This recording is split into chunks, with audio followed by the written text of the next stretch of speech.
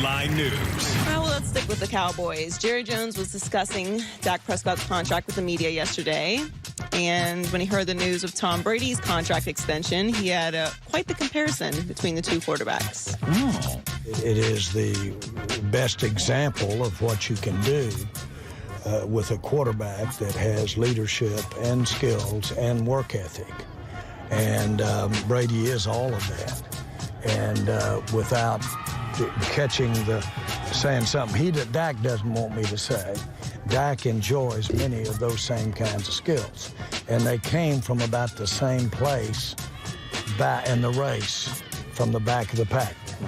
And so that's what interests me about here he is 2 years later, if only.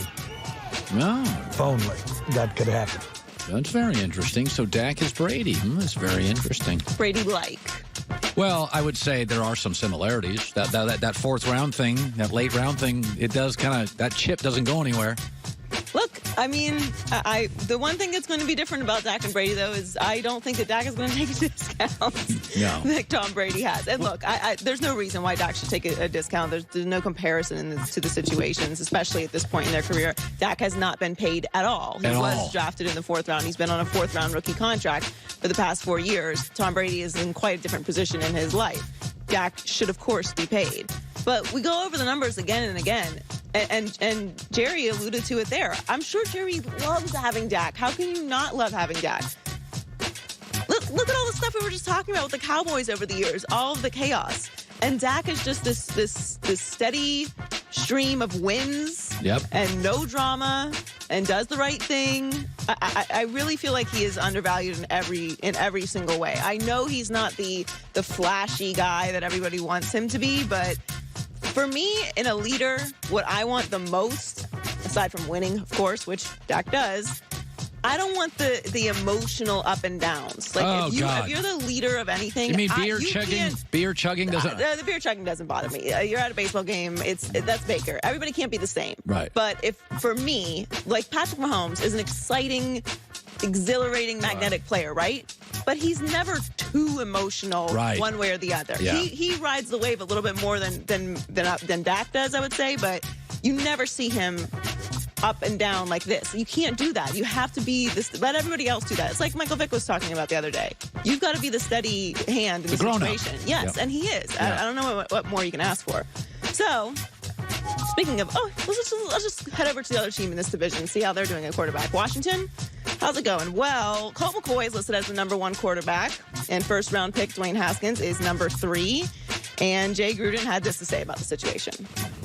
Yeah, it's early, and I was forced to make it. I wouldn't have made a depth chart right now. There's no reason to. It's silly. But that's for the media and for me to come up and answer these questions. But really, that's all it is. It's words on a piece of paper, names on a piece of paper, and an order that means nothing at this point. He's so brutally honest. I wonder if Jay Gruden would enjoy having a Dak Prescott on his team. Oh, there you go.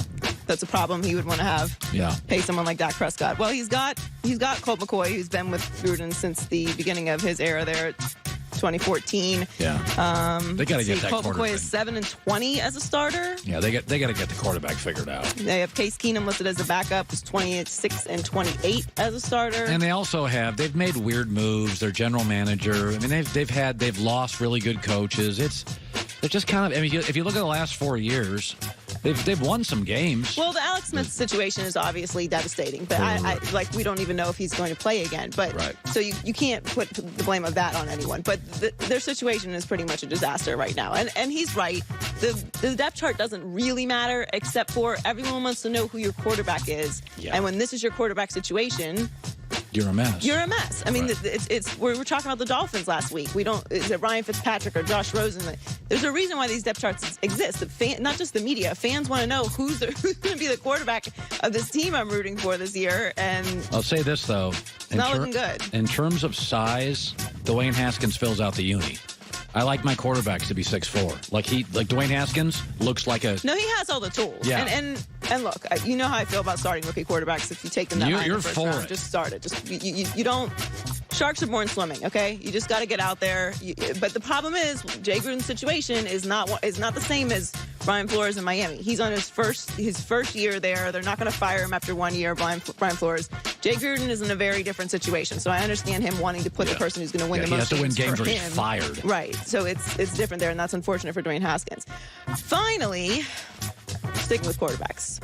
Rookie quarterbacks usually have to stick to the script because the offensive play caller probably has a better game plan than they did in college. Right. But Kyler Murray apparently is bucking that trend and has the freedom to audible, according to Cliff Kingsbury, who added he has a lot of control at the line of scrimmage to see what he sees in attack. We want him to play aggressively and take advantage of matchups, leverage, and different things he sees. Hype train for Kyler Murray is full steam ahead right now. I mean, everything is true. Like Peter Schrager was talking about it earlier, and Larry Fitzgerald talking about it last week. I'm still very skeptical of this situation. I just want to wait and see what I see from them this year. God, he looks so small. It's going to look so different. Just the way he plays, his size, it's going to look so different. But this is the current evolution of the position. Like, the size doesn't bother me. It's. I just want to see. I just want to wait and see. I don't want to predict either way. Yeah. The situation doesn't. I don't know. I don't know what to expect from this situation. I'm way more skeptical of the Ravens situation and that game plan than I am of this situation. But I just have to see it on the field. I don't know what to make of it. I like what I hear. Joy with the news. Well, that's the news. And thanks for stopping by. The Herd Line Hall of Fame News. weekend. A Hall of Famer, six-time Pro Bowler Eric Dickerson coming up next. Cardinals take on the Dodgers in our Discover Card Key matchup. Go further than ever. Discover at Miles Card. 35,000 miles first year could become 70. Limitations apply. Discover match for new card members only. Learn more at discover.com/travel. Eric Dickerson next.